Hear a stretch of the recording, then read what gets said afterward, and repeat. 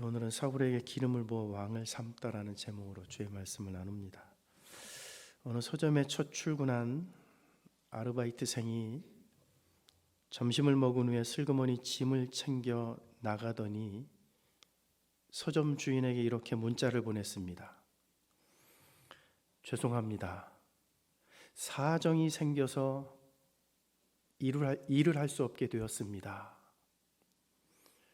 그렇게 주인도 모르게, 서점 주인도 모르게 아르바이트를 하겠다고 온 이 알바생이 점심만 먹고 그렇게 죄송합니다 그래놓고 그냥 그만두고 나가버렸습니다.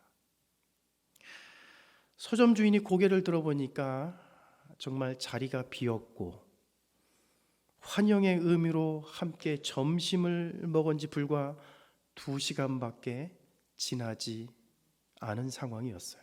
그러니까 일하겠다고 와가지고 밥 먹고 2시간 있다 그냥 집에 가버린 겁니다. 그런데 이렇게 아르바이트생이 들어왔다가 곧바로 그만두고 나간 것이 벌써 이 서점에서 4번째예요. 하루 출근 후에 다음날 아침에 죄송합니다. 그렇게 문자를 보낸 사람도 있었고, 출근하기로 한 그날 아침에 죄송합니다. 그렇게 문자를 보내고 안 나온 사람도 있었습니다. 처음에는 약속에 대한 책임감이 없는 놈들이라고 이 서점 사장님이요, 도대체가 책임감이 없는 놈들이다. 약속이라는 것이 무엇인지 모르는 사람들이다. 너무나 화가 난 거예요. 그러면서 요즘 알바생들이 이렇게 일을 하는 것에 대해서 한탄을 했습니다. 그리고 혹시 내가 무슨 잘못을 하기라도 했나? 나 때문에 이 알바생들이 왔다가 나 때문에 그냥 그만두고 가는 건가? 그렇게 자신을 돌보기도 했습니다. 시간이 흘러 그 알바생들의 잘못도 아니고, 그렇다고 서점 주인 자신의 잘못도 아니라는 것을 이분이 깨달았습니다.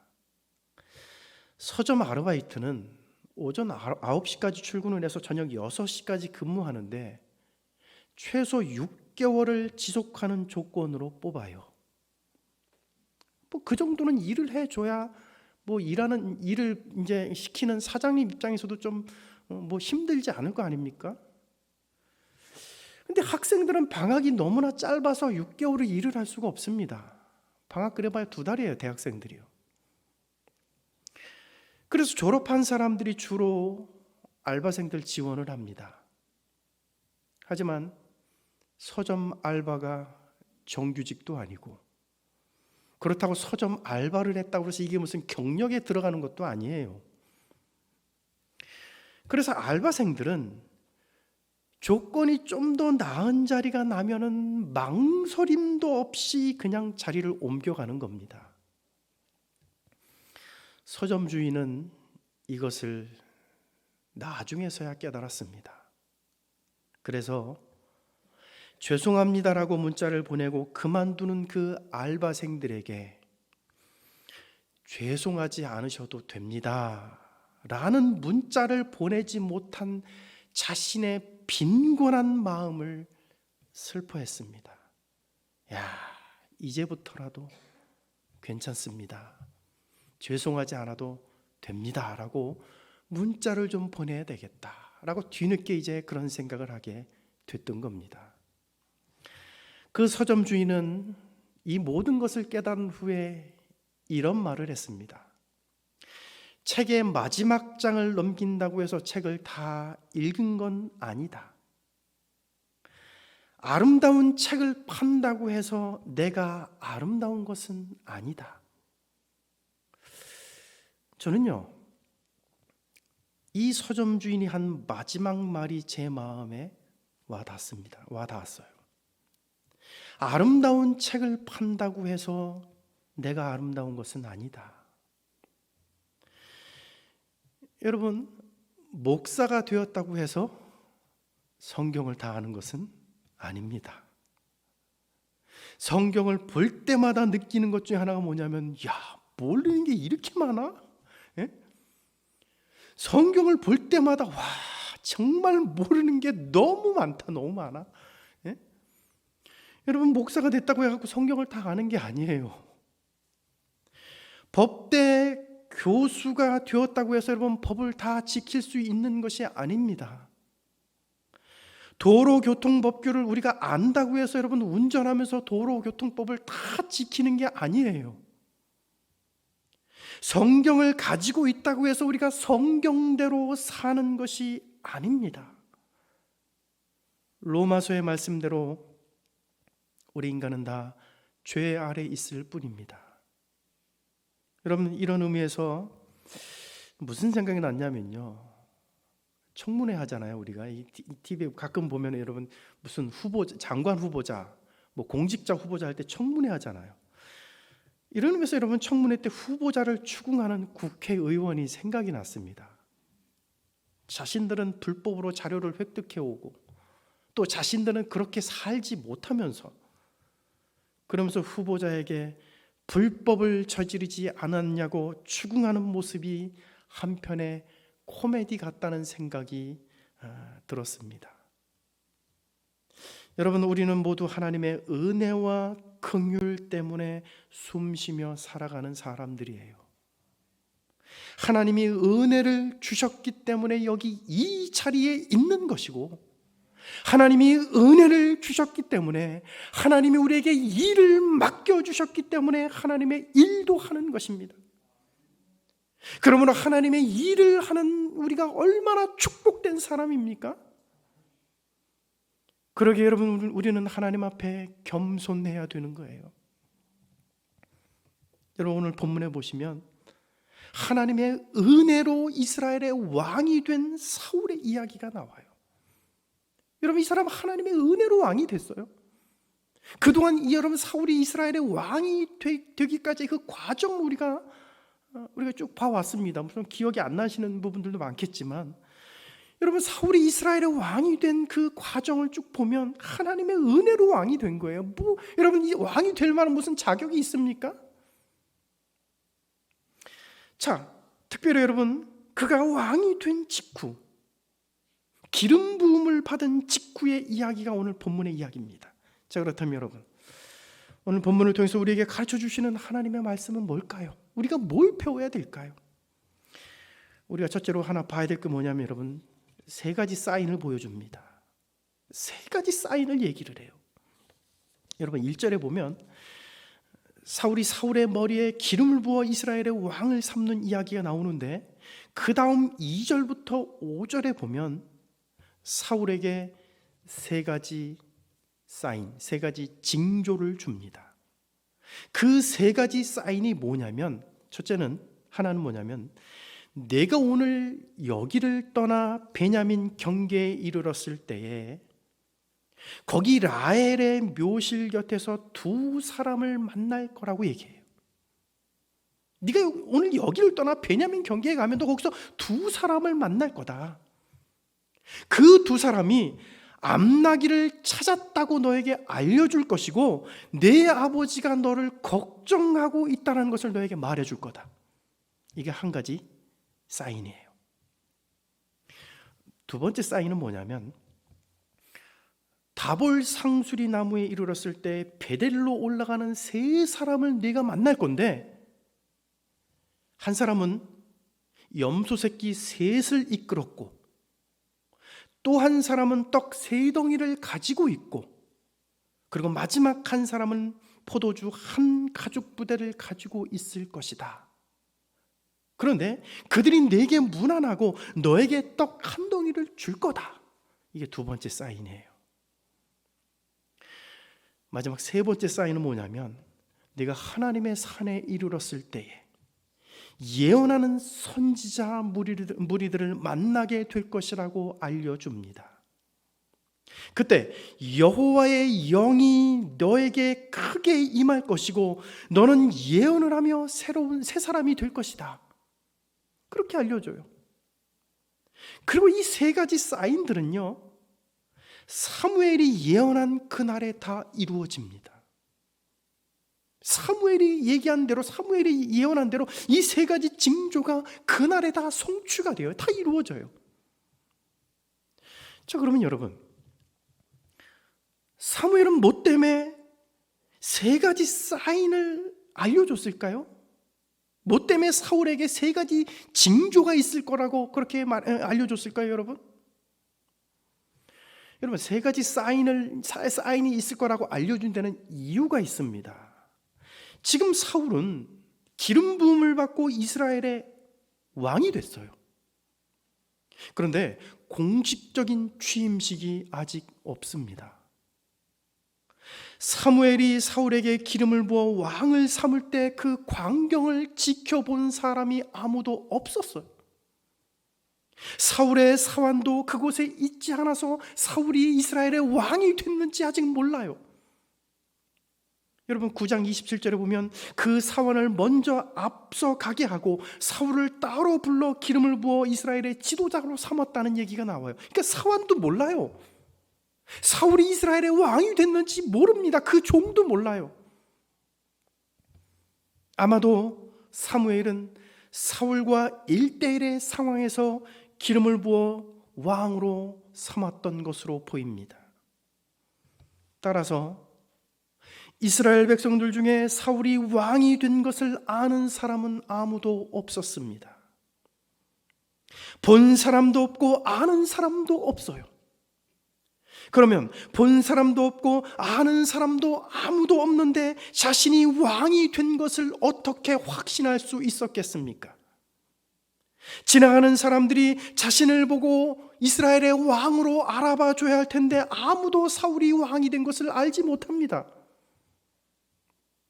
그렇다고 사울이 만나는 사람마다 내가 왕이요, 내가 이스라엘의 왕이요 하고 떠들고 다닐 수도 없어요. 가슴에 나 이스라엘의 왕이라는 명찰을 붙이고 다닐 수도 없고, 붙였다 한들 그걸 보고 누가 사울을 이스라엘의 왕으로 인정이나 하겠습니까?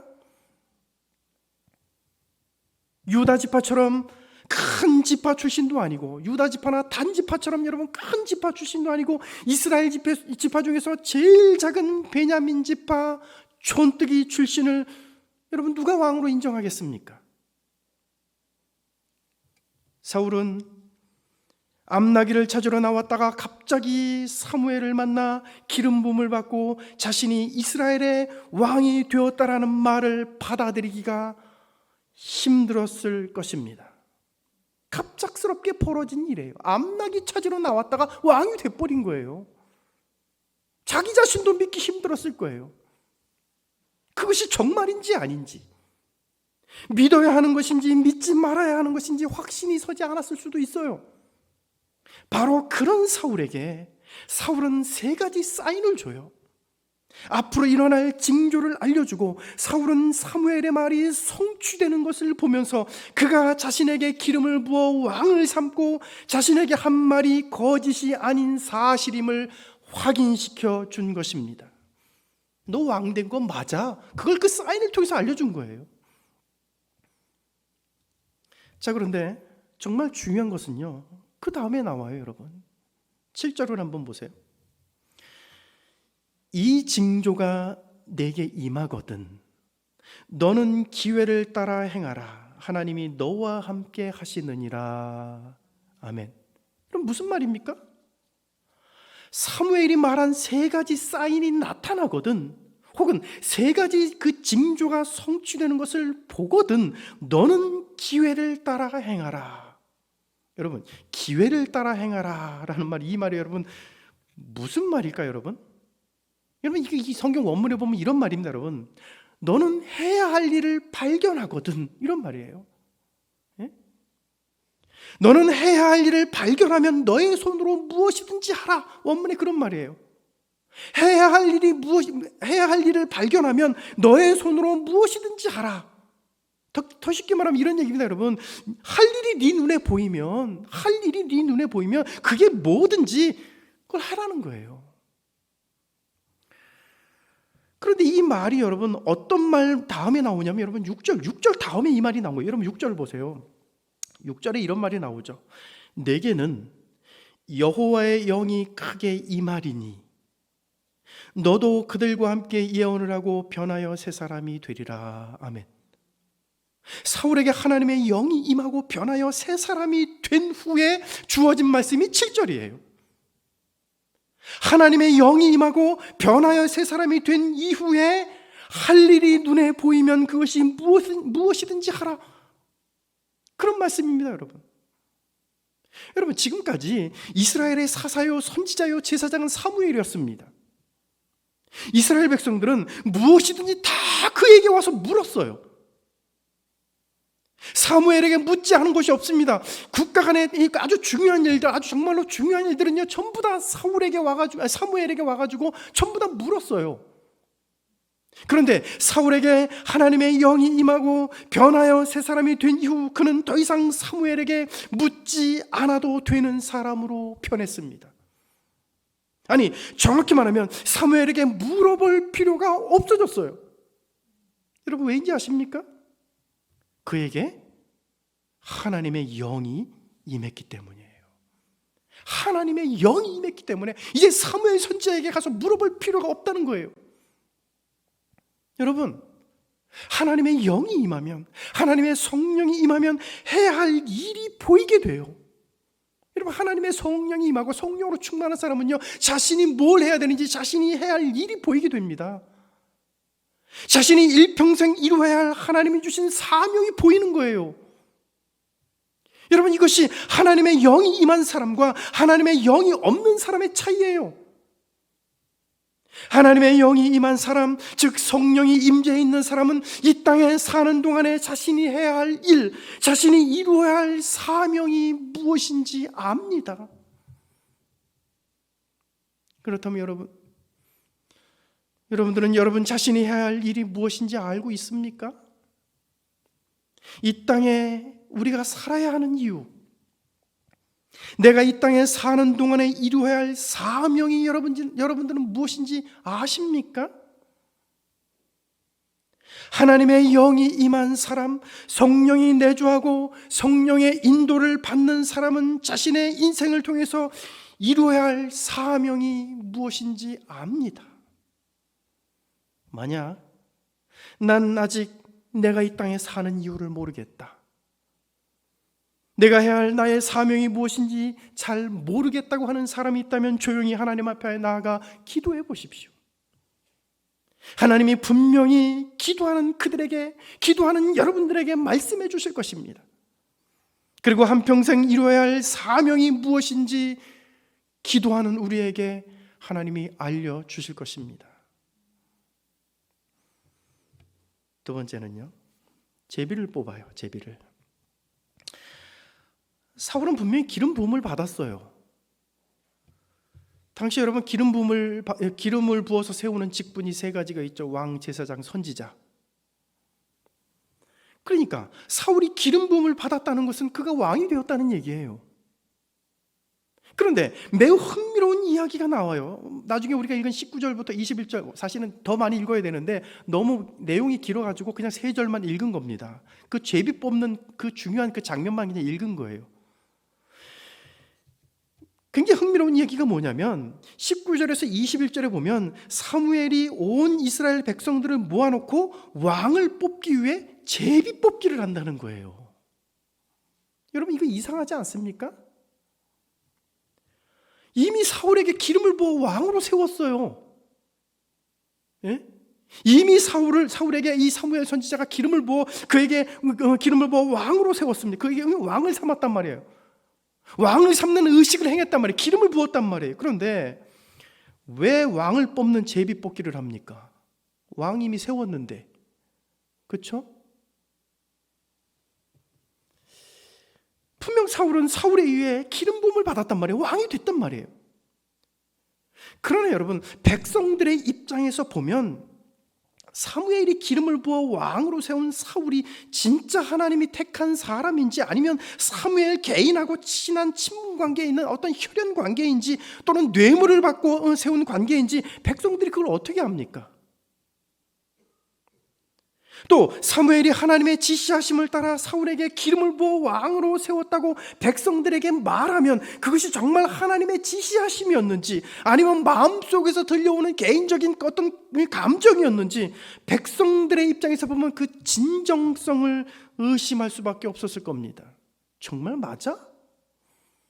정말 이스라엘의 왕이라면 왜 공개적으로 왜 기름을 붓지 않고 왜 어느 날 갑자기 왕이 돼갖고 나타난 거야? 이렇게 말할 수도 있어요. 백성들의 입장에서 보면 진정성이 의심되고 공정성이 의심이 드는 거예요. 내가 개인적으로 좋아하는 사람, 내 마음에 드는 사람에게 기름을 부어 왕으로 세워놓고 하나님이 지시하신 사람이다, 그렇게 말할 수도 있지 않습니까, 여러분? 이런 점에서 백성들이 의심할 수 있고 백성들에게 확신을 줄 수 없습니다. 다시 말하면 사울이 기름 부음을 받은 일만으로는 객관성이 보장되지 않는다는 얘기예요. 아마 이런 상태로 만약 청문회를 연다면 온갖 이유를 들어서 사울이 왕이 되는 것을 반대할지도 모릅니다. 어떻게 해요? 아마 우리나라 청문회식으로 얘기하면 이렇게 말할 수도 있어요. 아버지가 암나기도 제대로 관리하지 못해서 잃어버렸다는데 그런 아버지를 둔 사람이 왕이 될 수 있습니까? 뭐 또 이렇게 얘기할 수도 있겠죠. 사울이 그 아버지의 명을 따라서 암나귀 찾으러 3일 동안을 헤매고 다녔잖아요. 암나귀를 사흘을 찾아 헤매고도 못 찾는 무능한 사람이 어떻게 왕이 될 수 있습니까? 아마 뭐 청문회 하면 이렇게 얘기할 수도 있겠죠. 키만 멀대같이 커가지고 전쟁터에 나가면 적이 쏜 화살에 맞기가 제일 쉬운 사람이 무슨 왕이 됩니까? 뭐 별의별 얘기 다 할 수도 있겠어요. 또 뭐 사울은 너무나 잘생겨가지고 여자 문제가 복잡해질지도 모릅니다. 이런 사람 왕으로 세우면 안 됩니다. 뭐 그냥 그런 얘기 저런 얘기 뭐 많이 할 수도 있을지도 몰라요. 그래서 여러분, 사울이 이미 기름을 부어 왕으로 세운 사울을 온 이스라엘 백성들을 모아놓고 제비 뽑기라고 하는 과정을 거쳐 다시 왕으로 뽑는 과정을 진행한 것은요, 모든 의심을 불식시키고 공정성을 보여주기 위해서입니다. 사무엘이 개인적인 사심 없이 제대로 기름을 부어 왕을 세운 것인지 정말 하나님이 세운 것인지를 모두가 공감하고 믿을 수 있도록 한 것입니다. 여러분, 나라의 대통령을 뽑든 장관을 뽑든 초등학교 반장을 뽑든 부반장을 뽑든 공정해야 합니다.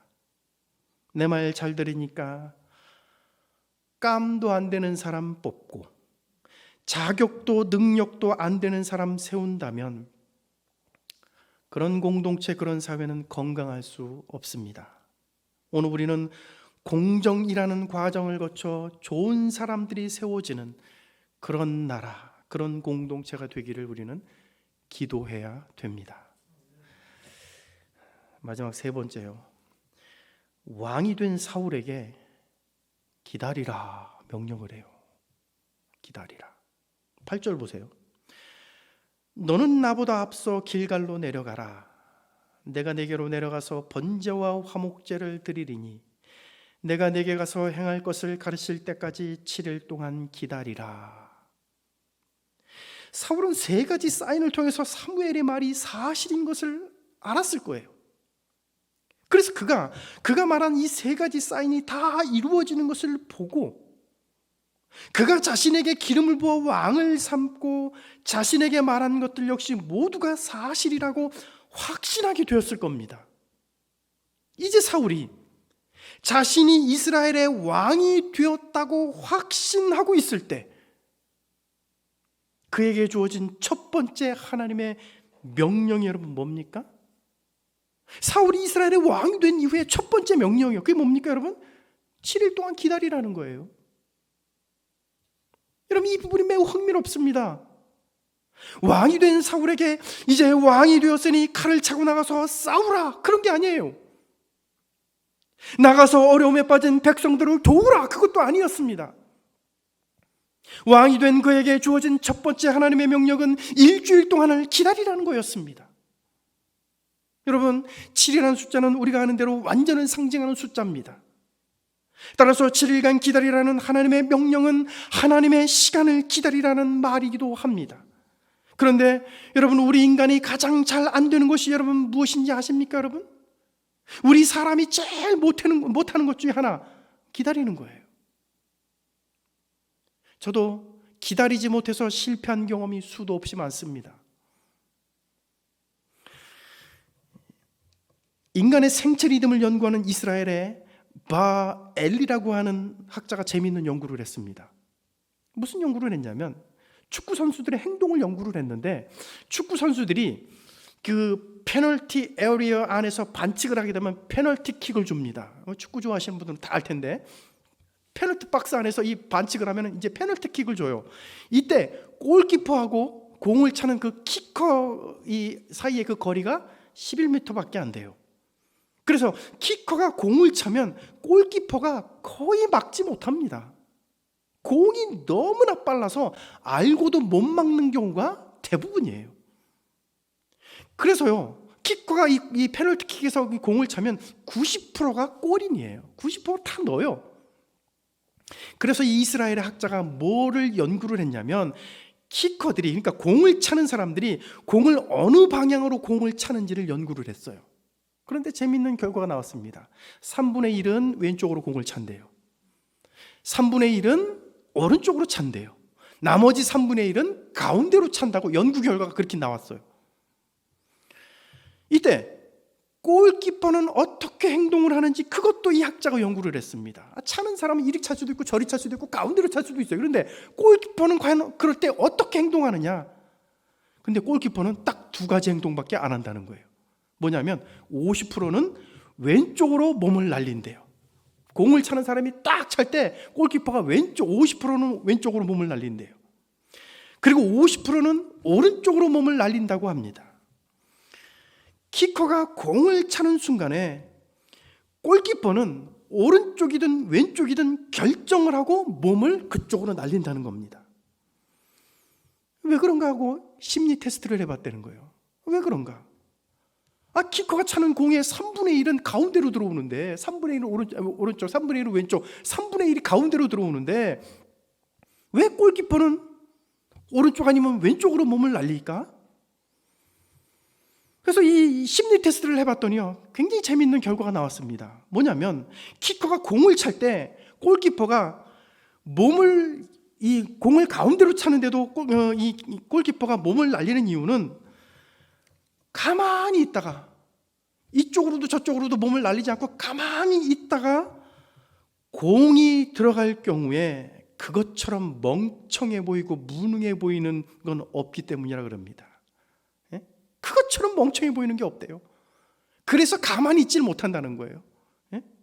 어차피 공을 막을 확률이 적다면 오른쪽이든 왼쪽이든 선택해서 그쪽으로 몸을 날린다는 거예요. 여러분, 이 연구가 보여주는 것이 뭡니까? 사람은 기다리는 걸 잘 못한다는 거예요. 가만히 3분의 1은 공이 가운데로 들어오는데 그거 못 기다린다는 겁니다. 그런데 여러분, 우리의 신앙생활에도, 우리의 인생에도 보면 우리도 똑같이 행동하고 있다는 거예요. 우리가 여러분 제일 못하는 것이 뭐냐면 가만히 기다리는 겁니다. 우리가 제일 두려워하는 것도 가만히 기다리는 거예요. 내가 이러다가 뒤처지는 거 아니야? 심지어는 내가 이러다가 돈 떼이는 거 아니야? 내가 이러다가 하나님의 계획을 다 망쳐놓는 거 아니야? 그러면서 괜히 초조해 한다는 거예요. 기다리지 못한다는 겁니다. 여러분, 대표적인 인물이 누굽니까? 여러분, 성경에 나오는 대표적인 인물이요, 아브라함이에요. 아브라함은 하나님이 아들을 주신다는 하나님의 약속을 기다리지 못해서 사라의 몸종을 통해서 아이를 낳았습니다. 여러분, 그게 누굽니까? 이스마엘이잖아요. 지금 중동 아랍의 후손들이요. 사울이 왕이 된 후에 얼마 지나지 않아서 왕으로서 실패하는 결정적인 원인도 여러분 기다리지 못한 것 때문에 실패한 거 아닙니까? 제사장인 사무엘이 올 때까지 기다려야 하는데 기다리지 못하고 초조해하다가 자기가 그냥 제사를 드려버렸어요. 그때부터 하나님 앞에 버림받기 시작한 겁니다. 여러분, 우리가 인생을 살다 보면 우리의 입장, 우리의 상황에서 보면 급하고 답답하지만 하나님은 한 번도 하나님의 시간에 대해서 실수를 한 적이 없습니다. 하나님은 정확한 시간에 아브라함에게 아들 이삭을 보내주셨고, 하나님은 정확한 시간에 예수 그리스도를 이 세상에 보내주셨습니다. 또 하나님은 정확한 시간에 우리가 만나야 될 사람들을 만나게 해주시고, 정확한 시간에 피할 길도 열어주시는 분이에요. 오늘 우리는 하나님의 시간을 기다리지 못하고 너무나 조급해하거나 인간의 생각과 욕심이 앞서 급하게 행동하고 급하게 말할 때 엉뚱한 결과, 잘못된 결과가 나올 수 있음을 알아야 합니다. 따라서 오늘 우리는 하나님의 시간을 기다릴 줄 아는 지혜로운 성도들이 되시기를 바랍니다. 하나님의 시간이 올 때까지 참고 인내하는 그런 성도들이 되시길 주의 이름으로 축원합니다. 우리 같이 기도하겠습니다.